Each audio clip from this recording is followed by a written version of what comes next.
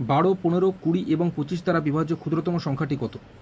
তো তোমরা মনে রাখবে এরকম সংখ্যার পর দ্বারা বিভাজ্য বা দিয়ে বিভাজ্য দিয়ে যদি কোনো অঙ্ক থাকে এবং সেক্ষেত্রে ক্ষুদ্রতম সংখ্যা বের করতে দেওয়া হয়, তাহলে তোমরা অবশ্যই এই সংখ্যাগুলোর লসাগু করবে, অর্থাৎ 12, 15, 20 এবং 25-এর আমরা এখানে লসাগু করব। তো প্রথমে আমি দেখলাম 15, 20, 25 5 দিয়ে যাচ্ছে, সেই কারণে 5 দিয়ে প্রথমে করেছি। 12 যেহেতু যায় না, 12 নেমে গেল। 5 3 15, 5 4 20, 5 5 25। তারপর 3 দিয়ে করেছি, 3 4 12, 3 1 3, 4 3 দিয়ে যায় না, ফলে নেমে গেল, 5ও নেমে গেল। ঠিক আছে, এরপর এখানেও 4 আছে, এখানেও 4 আছে, সেখানেও 4 দিয়ে করেছি, 4 1 4, 1 নেমে যাচ্ছে, 4 1 4, 5ও নেমে যাচ্ছে। তাহলে লসাগু হচ্ছে আমাদের 5 3 15, 15 4 60, 60 5 300। তাহলে সঠিক উত্তর হয়ে যাচ্ছে অপশান বি, 300। ঠিক আছে, চলে এলাম পরের প্রশ্ন।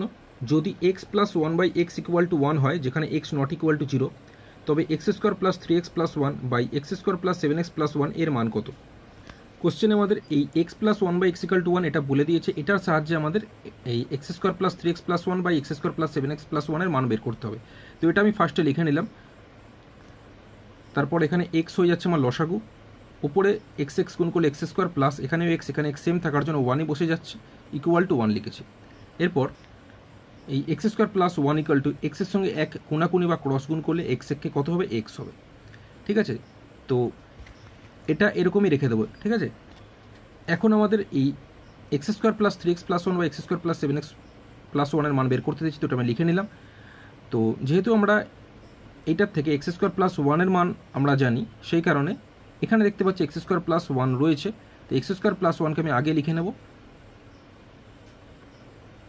তারপরে প্লাস 3xকে রাখবো। নিচেও তাই, এক্স স্কোয়ার প্লাস 1কে আমি আগে লিখে নেব, তারপরে 7xকে রাখবো। এতে সুবিধাটা কি হলে, এই যে এক্স স্কোয়ার প্লাস 1 এটার মান আমরা এখানে জেনে গেছিলাম, কত জেনে গেছিলাম? এক্স। তাই এক্স স্কোয়ার প্লাস 1-এর জায়গায় আমি এক্সটা বসিয়ে দেবো, তারপরে পাশে তো 3x আছে, 3xটা বসালাম। এবার নিচেও দেখে এক্স স্কোয়ার প্লাস 1-এর মান আমরা জেনে গেছিলাম কত? এক্স। তো এক্স স্কোয়ার প্লাস 1-এর জায়গায় এক্স বসিয়ে দেবো, প্লাস 7x। এখানে এক্সের পাশে কিছু না মানে 1 আছে, ঠিক আছে, সেই কারণে 1x-এর সঙ্গে যদি আমরা 3x যোগ করি, তাহলে আমার হয়ে যায় কত? 4x। এটা উপরে লিখলাম। আর নিচে এখানে কিছু নেই মানে 1 আছে, তো 1x-এর সঙ্গে 7x যোগ করলে 8x হচ্ছে। ওপর নিচে x কেটে দিলাম। এবার 4 আর 8 4 দিয়ে কাটাকুটি যায়, 4 1 কে 4, 4 2 এ 8। তো অ্যান্সার আমাদের হচ্ছে 1, উপরে থাকছে, নিচে থাকছে 2, মানে 1/2 আমাদের অ্যান্সার হচ্ছে। তো এই 1/2 রয়েছে অপশান ডিতে, তো অপশান ডি হয়ে যাবে আমাদের সঠিক উত্তর।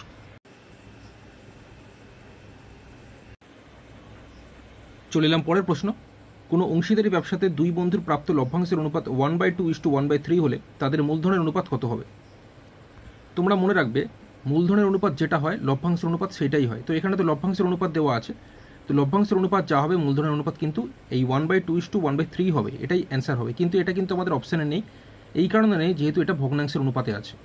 ঠিক আছে, তাই এই যে ভগ্নাংশের অনুপাত, এটাকে আমাদের পূর্ণ সংখ্যার অনুপাতে আনতে হবে। পূর্ণ সংখ্যার অনুপাতে আনতে হলে এখানে তো এই অঙ্কটার ক্ষেত্রে এখানে 3 1 কে 3 আর 2 1 কে 2 করলে 3:2 সঠিক উত্তর হয়ে যাচ্ছে অপশান ডি। কিন্তু কোনো ভগ্নাংশকে মানে কোনো ভগ্নাংশের অনুপাতকে পূর্ণ সংখ্যার অনুপাতে আনতে হলে যে নিয়মটা, সেটা হচ্ছে এই হরে যে 2 আর 3 আছে, 2 আর 3 আমরা লসাগু করে নেবো। 2 আর 3 লসাগু কত হয়? 3 2 6 হচ্ছে। তো 6 দিয়ে আমি 1/2-কেও গুণ করবো, 6 দিয়ে 1/3-কেও গুণ করবো। তো লসাগু 6 দিয়ে 1/2-কেও আমরা গুণ করবো, লসাগু 6 দিয়ে 1/3-কেও গুণ করবো। ঠিক আছে, তাহলে কাটাকুটি করলে আমরা পূর্ণ সংখ্যার অনুপাত হয়ে যাবে। 2 3-এ কত হচ্ছে? এখানে 6 হচ্ছে, আর 3 দিয়ে 6কে কাটলে 3 2 6 হচ্ছে। তাহলে পূর্ণ সংখ্যার অনুপাতে আমরা পেয়ে গেলাম কত? 3:2। আশা করছি ক্লিয়ার হয়েছে প্রত্যেকের। তো লভ্যাংশের অনুপাত যা হয় মূলধনের অনুপাত সেটাই হয়। এটা যেহেতু ভগ্নাংশের অনুপাত আছে, সেই কারণে এটাকে পূর্ণ সংখ্যার অনুপাতে নিয়ে এলাম। কত হলো? 3:2, যেটা আমাদের রয়েছে অপশান ডিতে।